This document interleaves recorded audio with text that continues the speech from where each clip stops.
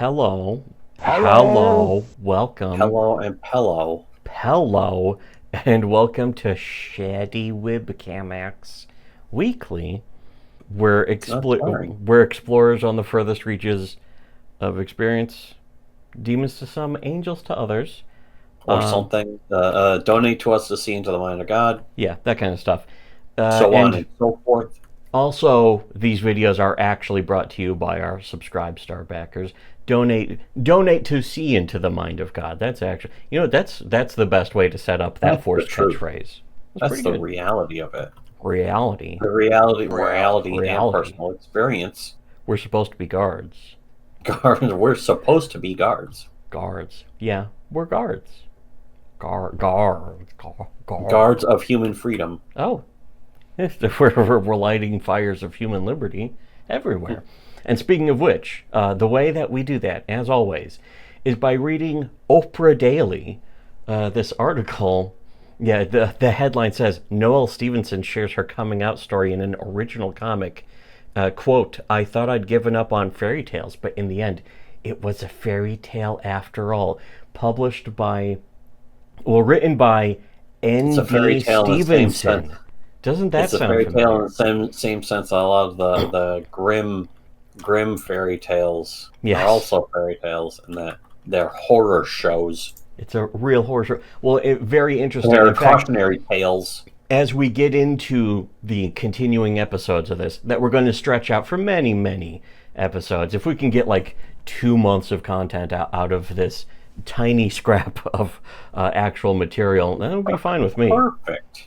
But this was, by N.D. Stevenson. So it's Noelle Stevenson talking about herself, or zerself, I guess, in the third person, like John Delarose did when he would write for whatever the fuck other... I think he tried to John start his own Delarose. website, but he also did that for when he wrote for Bounding Into Comics. He would just write articles about himself and talk about himself in the third person, but the byline would still just be under his own name. And it's like, so you're just promoting this is just gay advertisement by a guy with no talent who just thinks, if I show myself on this site, people will like You're pretending to be me. a journalist, but what you're actually doing is writing ad copy for yourself. But he also is being an abject journalist, much the same way Noelle Stevenson is here. Well, I mean, it's typical left-wing journalism. It's not journalism. It's not real journalism at all. It's not true journalism. It's dipical. It's even dipshitical.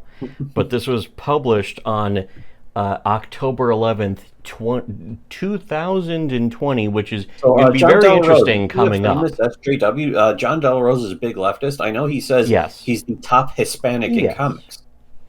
He is gay. That's really the best description of him. He's gay.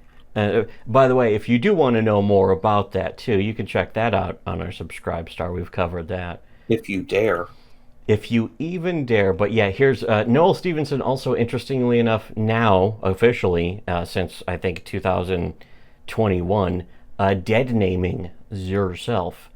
That automatically means that she's a bigot. Yes. If you've ever dead named anyone, including herself, yes, for any reason, it's automatically Nazism. Yes, even if it's yourself. The worst Nazi is usually the self, of course.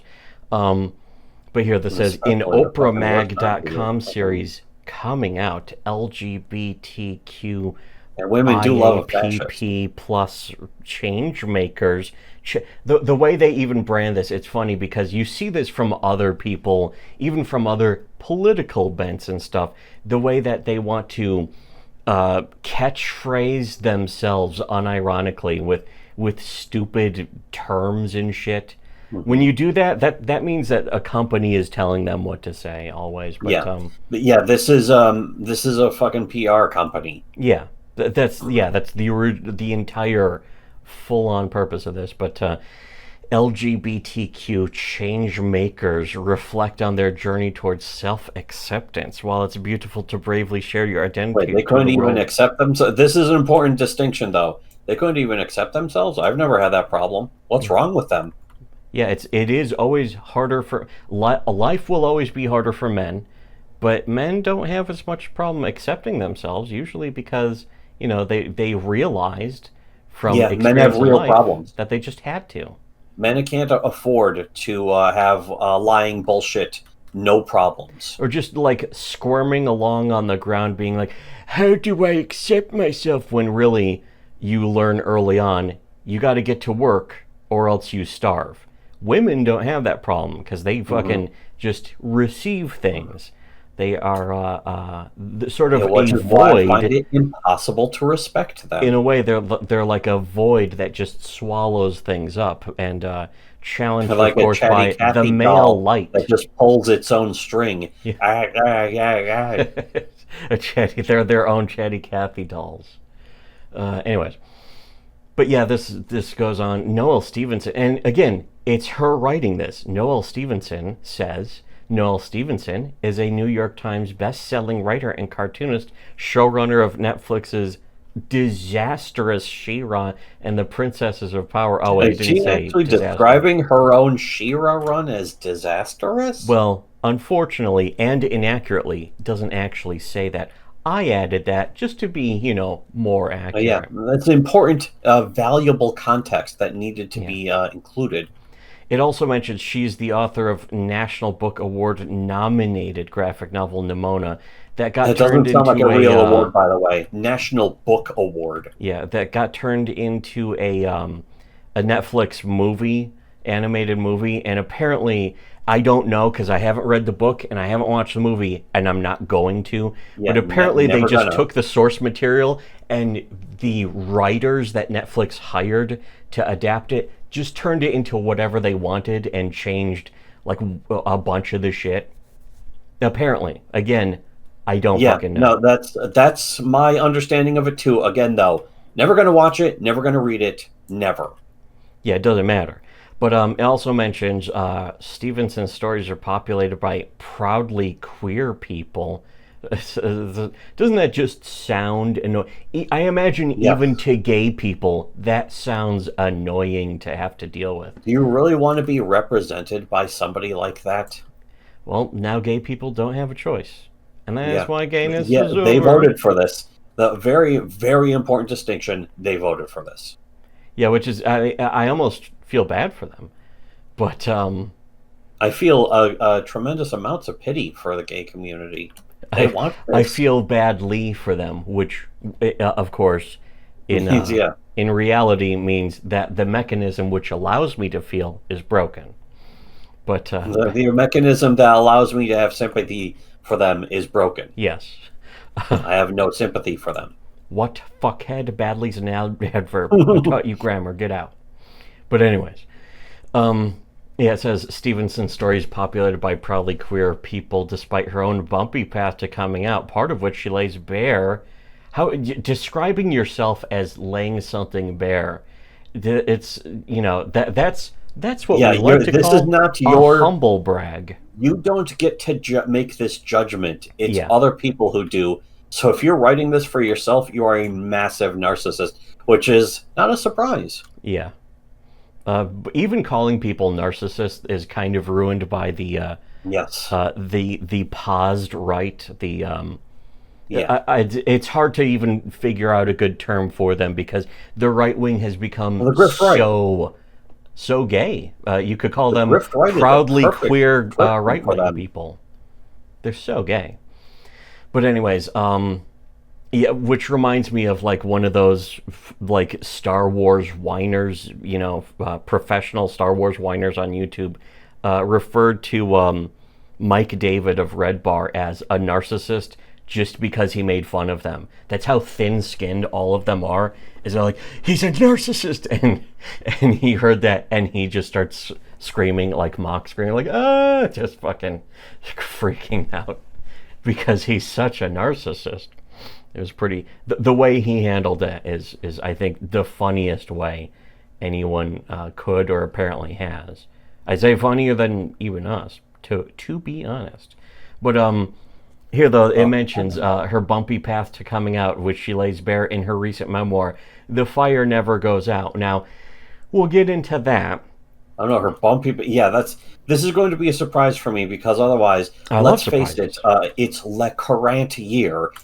There is no stopgaps plus 14 or any issues the gay community has anymore. I want to play that. They've been solved for decades at this point. Yeah, you would have to turn yourself into a victim on purpose for it to still be a problem. Yeah, it's gotten to the it's never enough phase.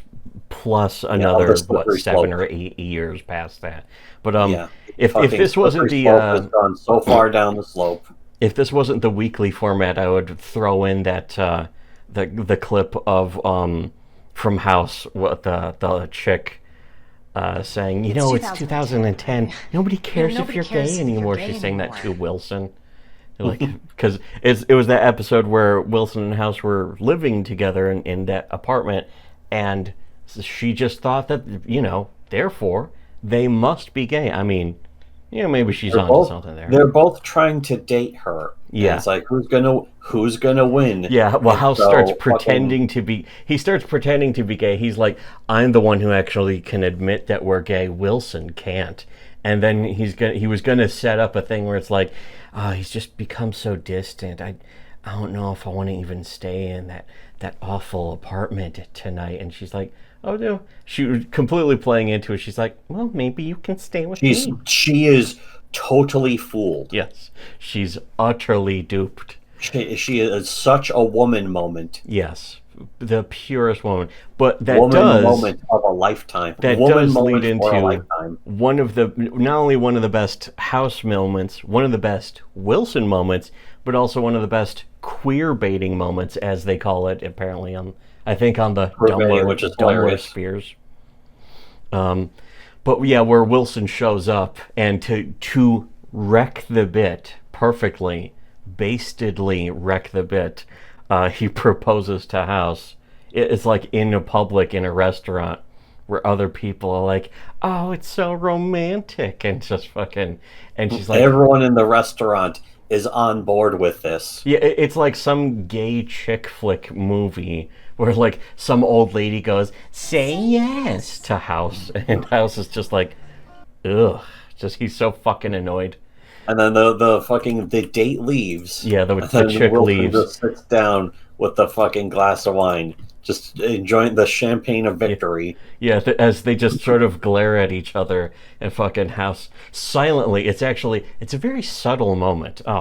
The subtlety to it is just dripping with subtlety. Yes. Oh, wait a second. That sounds gayer than ever. But anyway, that makes it sound more gay. Even more gay. A détente. It sounds like a détente. Well, they were literally, House and Wilson at that moment were in a détente. Détente. Sounds like a couple of fags dancing. And if I had if this weren't the weekly format, I'll remember to do that later, but fucking whatever. So that's our whole video about Noel Stevenson for this week. Yeah, for this week. Next week, we might actually talk about the fucking comic. Well, I don't care if we don't. So fucking, no, that's more important. Best part. Yes. All of you people who are like, oh, the fucking, you're never going to get me to pay. But yeah, this is the best part. You're never going to get me to pay for your content if I'm getting it for free. Fucking, it's like, yeah, no. more of the. It's just more of this if you pay for it. Yeah, if you pay for our content, it's basically just this but longer. It's probably even less focused. Better content. There's even less focus in our fucking Subscribe Star videos, and you know what? I don't even care. I don't even have an opinion. We're robbing our Subscribe Star backers, and yet at the same time, they're robbing us by not giving us. They should be paying $100 a month each, just to be blessed with the beautiful treasure of our videos. But if you want to do that, only $5. Wonderful. Wonderful. And of course, for everyone else, should have listened to Shitty Webcomics.